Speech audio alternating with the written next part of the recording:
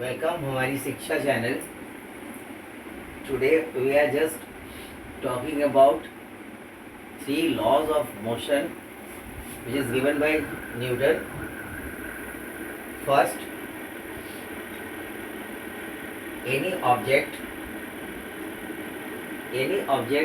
should be moved when it is moved just like that. ये जो movement है ये तब तक चलता रहेगा जब तक कि इसमें एक्स्ट्रा कोई फोर्स अप्लाई नहीं होता. Any type of force should not be applied when it is continuously moving. जैसे ही इसमें कोई ना कोई प्रेशर, कोई भी अलग से कोई फोर्स अप्लाई हो जाता है तो वो जस्ट वहाँ पे रुक जाएगा. इसका सबसे बड़ा उदाहरण है, एग्जांपल लिया जा सकता है. तो when you are just kick a ball, किसी एक बॉल को आप जब किक करते हो तो वो एक मूवमेंट में जाता है और कुछ दूर में जाके वो रुक जाता है.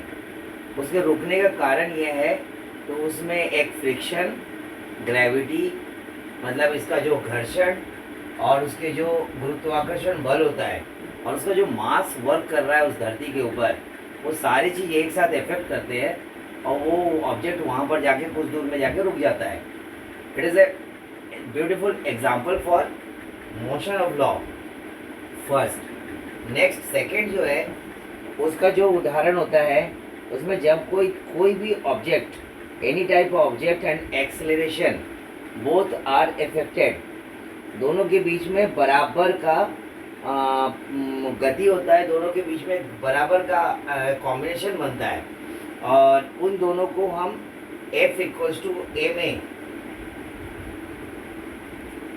इस फॉर्मूले से डिनोट करते हैं. ये जो फोर्स होता है अलग से और इसका जो मास होता है और एक्सेलरेशन होता है, दोनों के बीच में एक मल्टीप्लाई रिलेशन होता है. इसको हम इस तरह से लिख सकते हैं, F is proportional to M and F is proportional to A. इन दोनों को जब हम बराबर रूप में लेते हैं तो वो F equals to M A के रूप में मल्टीप्लाई होता है. थर्ड जो आता है, ये इसका एक एग्जाम्पल, बहुत बेस्ट एग्जाम्पल है.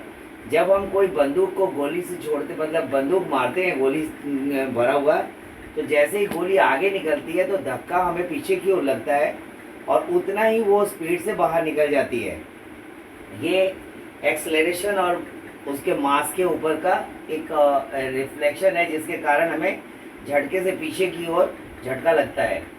थर्ड एग्जांपल आ जाता है कि जब हम कोई भी चीज़ को आगे की ओर धक्का देते हैं तो वो उतना ही फोर्स पीछे की ओर लगता है, तभी वो आगे जाता है. जैसे इसका उदाहरण, अगर एग्जांपल लें इसका, तो वी आर जस्ट जो सैटेलाइट हमारे यहाँ से छूटती है तो उसमें उतना ही एनर्जी पीछे की ओर धक्के से निकलता है और जितना उसको ऊपर की ओर उस सैटेलाइट को निकलना होता है. इसका एक छोटा सा उदाहरण हम इससे भी ले सकते हैं कि जब हम दीपावली में किसी रॉकेट को ऊपर की ओर छोड़ते हैं, आप ये ध्यान दिए होंगे कि रॉकेट का जो पॉइंट होता है इस तरह का होता है और जो उसके जो पावर होता है वो यहाँ से एनर्जी रिलीज करता है, तब ये रॉकेट एक मूवमेंट के साथ ऊपर की ओर निकल जाता है. मीन्स इसका सारा फोर्स नीचे की ओर लगता है, तब उसका मूवमेंट अप साइड पर मूव करता है. इसी तरह से उसी दीपावली में हम लोग कभी रेल भी छोड़ते हैं तो आप देखिएगा धागे में लटका दिया जाता है उस रेल को, और जिस साइड में उसका फीता होता है, जिस साइड में उसका वो पॉइंट जिसमें जलाना होता है उसको लगा देते हैं, तो ऑपोजिट साइड में इसकी मूवमेंट हो जाती है. मतलब जितना फोर्स से वो पीछे की ओर धकेलता है उतना ही फोर्स से वो आगे की ओर निकल जाता है. इस तरह से हम ये कह सकते हैं कि न्यूटन ने जो 3 लॉ दिए हैं वो मूवमेंट के लिए एक ऐसा माइलस्टोन की तरह से प्रूव हुआ है कि जिससे सारा का सारा हमारा मूवमेंट पूरी तरह से डिपेंडेंट है.